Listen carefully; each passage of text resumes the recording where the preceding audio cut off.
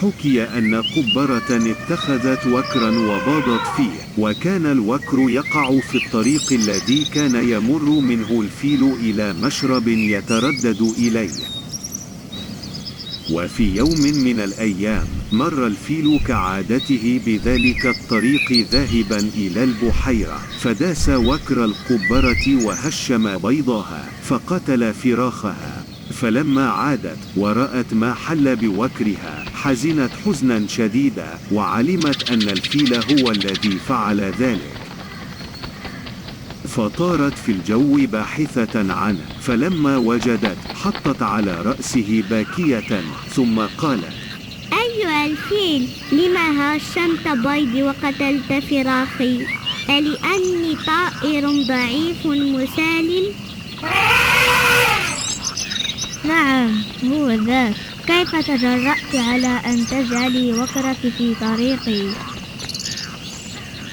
فتركته وذهبت إلى جماعة الطير،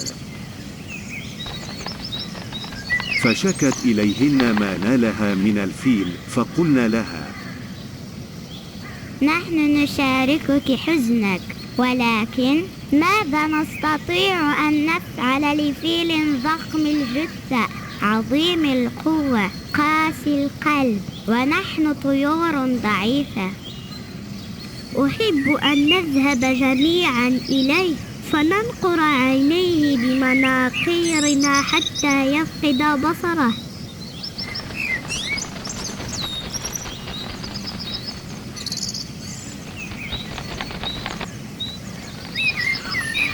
طارت الطيور معا باحثة عن الفيل،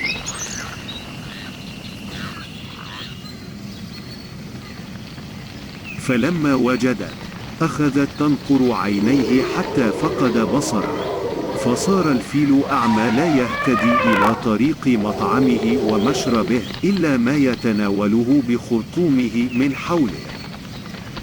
وهو على هذه الحال ذهبت القبرة إلى غدير فيه ضفادع كثيرة، فشكت إليهن ما نالها من الفيل، فقالت الضفادع: ما حيلتنا نحن أمام عظم الفيل؟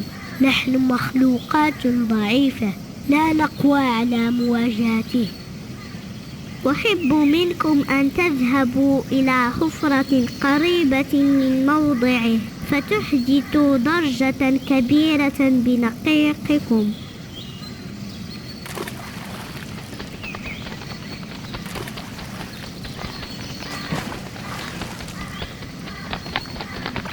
استجابت الضفادع لطلب القبرة واجتمعت في الحفرة، ثم أخذت كل واحدة تنقنق بأعلى صوتها. سمع الفيل نقيق الضفادع وقد استبد به العطش، فاتجه ناحية الصوت حتى سقط في الحفرة وأشرف على الهلاك. عند ذاك جاءت القبرة ترفرف على رأسه وقالت: أيها الظالم المغتر بقوته المحتقر لغيره، أرأيت ذكائي وعظم حيلتي رغم صغر حجمي؟ ألم تعلم أن الظلم كريه، وأن الحيلة والذكاء يغلبان القوة والبطش؟ إذا كان الحق إلى جانبهما فلتكن عبرة لغيرك جزاء ظلمك وغرورك.